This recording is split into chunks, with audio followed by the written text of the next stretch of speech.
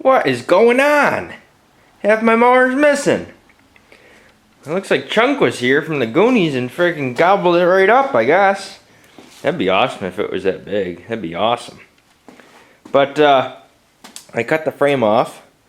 I cut it this length because, you know, all these holes, you know, line up to the transmission.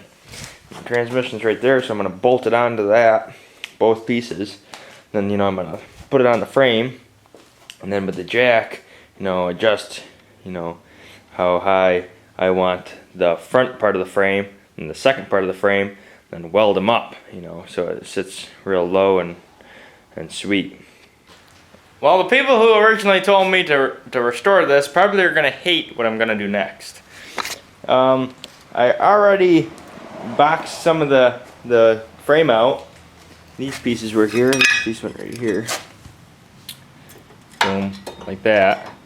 I cut that out because the engine, the plastic, well, not the plastic, the metal there, the cover was going to hit because it doesn't angle up fast enough. So I had to cut that out, and now I'm going to cut this piece just about, you know, ½ inch taller, and then cut it, you know, to about over here so that the cylinders won't hit the frame.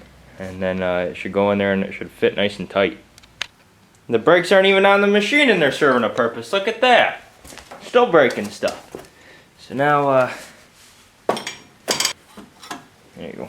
There's one piece.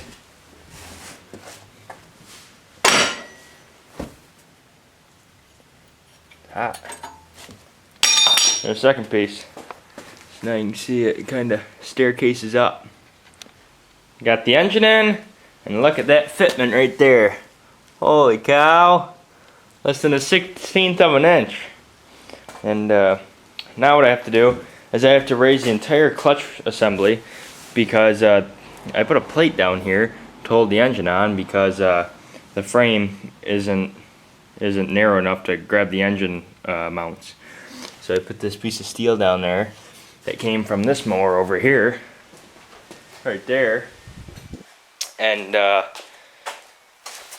I have to raise this whole clutch assembly so that it lines up, because you can see it's about 2 inches off. So yeah, just, you know, take this out, space it up higher, and then, you know, get her together. I was thinking about how this engine and this clutch would match up.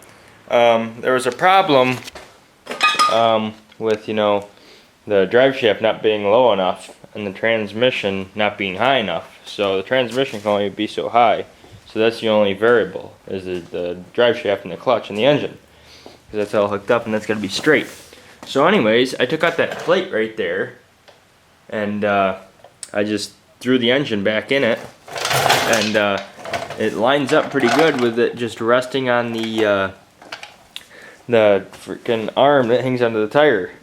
So what I'm going to do is probably, you know, bolt it to this. There's not an arm here. There's first the frame, and then the frame is hooked up to the arm. Can't really see it, but yeah, the frame it's sitting on will work perfectly right there, and on that side right there. So I'll bolt it there, and then I'll probably take that piece and you know, rig it up so that, you know, the engine's level along with the frame, and then I'll probably still end up having to take this clutch assembly apart, and instead of going below the frame, go on top of that frame.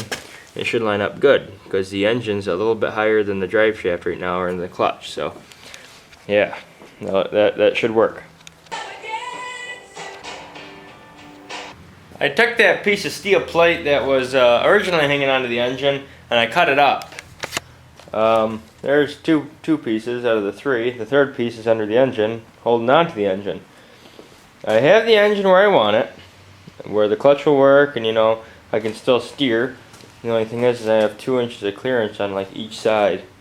Luckily there's a little bit more clearance on the left side for my left turn, so that's kind of good. Still can steer pretty